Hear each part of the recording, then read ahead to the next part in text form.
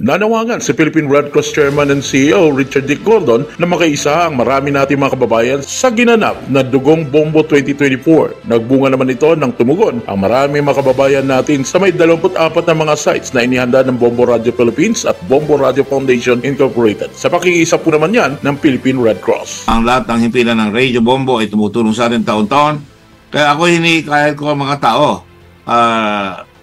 Dapat tumulong tayo sapagkat maraming tumutulong sa atin. Mas masarap tulungan ang mga taong tumutulong. At pagka hindi nyo pa nararamdaman yung pagtulong niya, pinakamasarap magbigay ng dugo sapagkat hindi mo nakikita kung saan binibigay yung dugo, pero alam mo, umaabot sa mga nangangailangan. Lalo na yung agaw boy. Pagka kayo natamaan ng dengue at walang makuhang dugo dahil hindi nyo alam kung saan kayo pupunta, yun ang kamalian ninyo. Dapat atawag lang kayo sa Red Cross 143, sigurado may sagip sa inyo.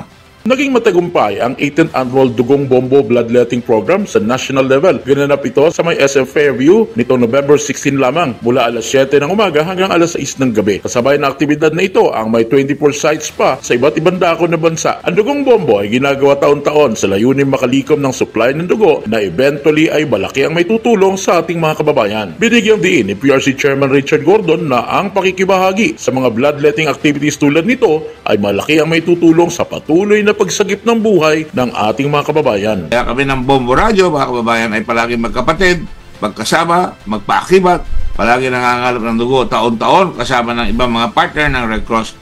Para sa ganon, palagi tayong may supply ng dugo para sa inyo. Kaya sumama na kayo, samahan nyo kami.